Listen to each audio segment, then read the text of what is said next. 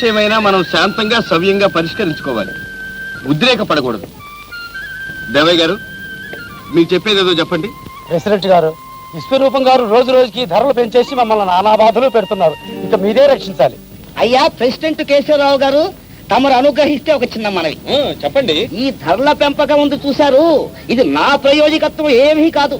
పట్టమాసాల్లో ఉన్నారే పెద్ద పెద్ద ప్రజాసేవకులు, వాళ్ళు రాత్రింబగళ్ళు కష్టపడి ధరలు పెంచుకొస్తున్నారు. అదే ధరలు కొనుక్కొచ్చి నేను మీకు అమ్ముతున్నాను. బురద రోడ్లంబడి నానావస్థలు బడి మోసుకొచ్చినందుకు ఒక 5 పైసలు ఎక్కువ అడుగుతున్నాను. అది నేరమేనా? తమరే చెప్పండి. విశ్వరూపం గారు చెప్పిన మాట నిజమే. పట్టణంలోనే ధరలు పెంచి అమ్ముతుంటే పాపం ఆయన మాత్రం ఏం చేస్తాడు? ఏదో బ్లాక్ మార్కెట్ లో కొని మనందరి కోసం కష్టపడి అమ్ముతున్నాడు ఆయన. ఆహాహాహా, కేశవరావు గారు ఎంత మంచి మాట సెలవిచ్చారు. అసలు ఈ జిల్లా మొత్తం మీద మనిషి అంటే కేశవరావు గారే మనిషి. అది సరే, మనం ఈ చిక్కుల్లో నుంచి బయటపడి ప్రజలందరూ సుఖంగా బ్రతకాలంటే ఒక్కటే మార్గం. విశ్వరూపం గారిని కూడా ఇక ఆటే కష్టపెట్టి ఏం లాభం లేదు. మనమే ఒక కోఆపరేటివ్ స్టోర్స్ పెట్టుకోవడం మంచిది. మళ్ళీ అదెందుకు? నా కొట్టుందిగా. అలా కోఆపరేటివ్ స్టోర్స్ ప్రారంభించుకోగలిగినాడు గవర్నమెంట్ వారు సరుకులన్నీ మనకు సరసమైన ధరలకు సప్లై చేస్తారు. అవి అందరూ కూడా సమానంగా పంచుకోవచ్చు. అది విషయం. అమ్మ కేశవరావు, మాకు కోఆపరేటివ్ స్టోరే కావాలి. ఈ సొసైటీల గురించి మీకేం తెలుసయ్యా? గోంగూర ముందు అందరి దగ్గర డబ్బు బాగా వసూలు చేస్తారు. ఆ తర్వాత కమిటీ మెంబర్లుగా తయారై వచ్చిన సరుకంతా బ్లాక్ లో అమ్ముకొని మేడలు కట్టుకుంటున్న సంగతి మనం ఎన్ని చోట్ల వింటం లేదు. ప్రజాసేవ చేస్తామంటూ వచ్చి ప్రజాధనాన్ని దోచుకునే దుర్మార్గులు లేరని నేను అంటం లేదు. కానీ ప్రజలందరూ స్వార్థాన్ని మరచి అందరూ ఒక్కటై నిలబడ్డ నాడు ఏ మోసానికి అవకాశం ఉండదు. మన గ్రామం కూడా అభివృద్ధిలోకి వస్తుంది. అంతే. ఆ కంకరపాలెం ప్రెసిడెంట్ ఇలాగే కబుర్లు చెప్పి 10,000 రూపాయలు పకోడీల్లాగా తినేశాడు. బాగా వింటున్నారా? అయ్యగారు బాంబులు లాంటి మాటలు మాట్లాడేసేస్తున్నారు. అంతే నోరు కూర్చో. మాకు కోఆపరేటివ్ స్టోరే కావాలి. కొట్టు నశించాలి. మీరు ఆగండి చెబుతాను. ఊళ్ళో పెద్ద మనిషిని పట్టుకొని మీరు ఇంత మాట్లాడతారా? బుద్ధుల్లో వాడేవాడు ఇక్కడ ఉండడు. మహాజన్లో రండి పోదాం. నాకు కోఆపరేటివ్ స్టోరే కావాలి.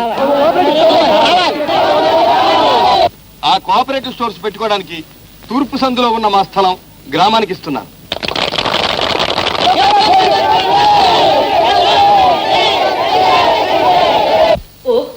నువ్వా శారదా? ఏమ్మా, అరగంట నుంచి పిలుస్తున్నాను. ప్రెసిడెంట్ గారి భార్యవనా? మేడెక్కి కూర్చున్నా? చాలేవే, ఊరి నుంచి ఎప్పుడు వచ్చావు? నిన్ననే. శ్రావణ శుక్రవారం నూనె వస్తున్నాను, నువ్వు త్వరగా వచ్చేసేయాలి. అలాగే, ఇంట్లో పనులన్నీ త్వరగా ముగించుకుని. నీకేం పనులు లేవే, ఇంట్లో నువ్వు మీ ఆయనగా ఉండేది. పిల్లా పీచు ఏ బాదరబందీ లేదు. అదృష్టవంతరాలు. ఏం అదృష్టవంతరాలు లేమ్మా. కాయ కాసినప్పుడే చెట్టు బ్రతుకు సార్థకం అవుతుందంటారు. మా సీతమ్మ ఈ పాటికి 4 పిల్లల తల్లి కావాల్సింది. ఆ దేవుడికి ఎందుచేత దయ రాలేదో ఏమిటో. చూడు సీతమ్మ, సంతాన గోపాల స్వామి గుడికి వెళ్ళి. అబ్బబ్బబ్బా, ఎక్కడికి వెళ్ళవసరం లేదు, నువ్వు ఊరుకో. ఉన్న 3 పిల్లలతో నేను అవస్థ పడుతున్నాను చాలదు, ఇంకా సీతకు కూడా ఎందుకు అవస్థ? 4 ఏళ్ల పాటు ఇలాగే సుఖంగా ఉండనివ్వు. వస్తాను సీత, ఇంకో చాలా మందిని పిలవాలి. ఉండు సరదా. లక్ష్మి,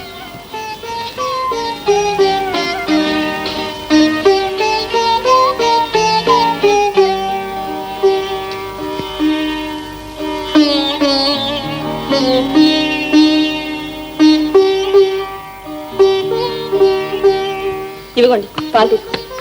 అక్కడ ఏమండి, ఇంత ప్రొద్దుపోయే వరకు మీరు మేలుకుని కూర్చుంటే ఆరోగ్యం పాడవదు. 11 అయింది. అవన్నీ రేపు చూసుకోవచ్చు, కానీ పాలు తాగి వెళ్ళి పడుకోండి. నీకు తెలియదు సీత, ఈ కాగితాలన్నీ రేపు పోస్టులో వెళ్ళాలి. మన ఊరికి ఒక కోఆపరేటివ్ సొసైటీ రాబోతుంది. మన వాళ్ళంతా ఎంత పట్టుదలగా ఉన్నారో తెలుసా? ఇక బ్లాక్ మార్కెట్, కల్తీ సరుకు గొడవే ఉండదు. ముందు పాలు తీసుకోండి.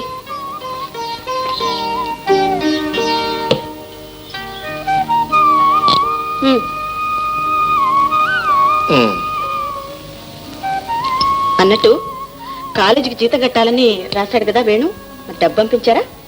అవును రాశాడు, మర్చిపోయాను. ఈ పంచాయతీ గొడవల్లో పడి ఇంకా సంసారమే మర్చిపోయేలాగున్నారు మీరు. అందుకనేగా మన కుటుంబ పంచాయతీకి నిన్ను ప్రెసిడెంట్ గా చేసింది. ఇదిగో సీత, మన వేణుకి వదినవైన, తల్లివైన, తండ్రివైన, అన్నవైన అన్ని నువ్వే. రేపే మనీ ఆర్డర్ పంపించు. బాగానే ఉంది. చెప్పినందుకు ఇదా శిక్ష? కాదు, నన్ను కట్టుకున్నాను. చాలండి.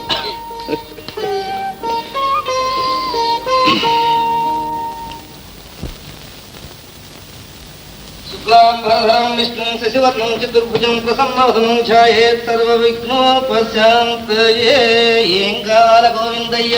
చాలా వంటాలు బోణి బేరమే వంటామా, దిక్కుమల్ల బేరం. కాసేపు ఉండవయ్యా. నీకేం కావాలమ్మా? 2 సేర్లు బియ్యం. 2 సేర్ల బియ్యం 4 రూపాయలు. అదేమిటయ్యా, కిందటి వారం 2 రూపాయలు పుచ్చుకున్నావుగా? క్రిందటి వారమే. ఈ వారం ధరలు పెరిగాయి. అవును, ఎప్పటికప్పుడు ధరలు పెంచేయమని పైనుంచి ఆర్డర్ వచ్చింది. నువ్వు అయినా మరి ఇంత దారుణమా విశ్వరూపం గారు? నన్నేం చేయమంటావయ్యా? ధరలు ఏమన్నా నా చేతిలో ఉన్నాయి కనుక నా అదుపులో పెట్టడానికి. పైన పెద్దవాళ్ళు పెంచి వస్తున్నారు, మనం నోరు మూసుకొని ఊరుకుంటున్నాం. ఇంతకు మీకు కావాలా అక్కర్లేదా చెప్పండి? ఏం చేస్తాం కర్మ, ఇవ్వండి. చెవలయ్య 2 సేర్లు.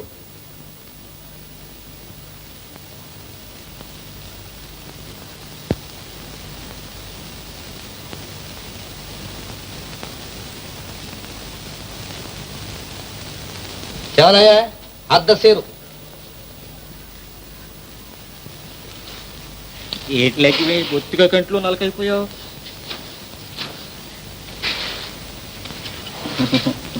ఇంతసేటి నోరు మూసుకుని పట్టుకెళ్ళ.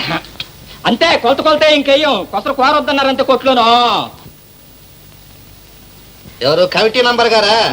నీకేం కావాలయ్యా? షేరు మినప్పయ్యా. సేరు మినప్ప 3 రూపాయలు. 3 రూపాయలు ఏమిటయ్యా? మినప్పయ్యా. ఇలా పెంచేస్తే మేము బ్రతికేదట్టగయ్యా. బాగుందయ్యా వరుస. ఊళ్ళో మన వాళ్ళంతా నానా బాధలు పడిపోతున్నారు. ఏదో చేతనైనా సహాయం చేద్దామని జాలిపడి కొట్టు పెట్టినందుకు బాగా బుద్ధి వచ్చేలాగా అడిగావయ్యా. ఈ రోజుల్లో మంచిని గురించి ఆలోచించేవాడి మూతి పళ్ళు రాలగొట్టాలి అన్నారు. కొంటే కొను, లేకుంటే పో. అవునులే, 10 మైళ్ళ చుట్టుపక్కల మరో కొట్టు లేదనే కానీ ధైర్యం. చాలేండి చెప్పొచ్చారు. ఇంకో కొట్టే ఉంటే మా అయ్యగారికి ధర చెప్తారేటి, సగానికి సగం తగ్గించేస్తారు. ఎవరయ్యా? నువ్వు నోరు పుసుకో, లోపలికి వెళ్ళు. వెళ్ళ.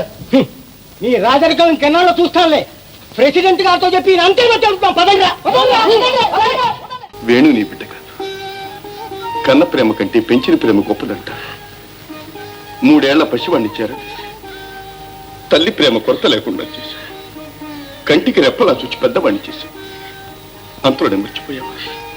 లేదండి, వేణు ఎప్పటికీ నా కొడుకే.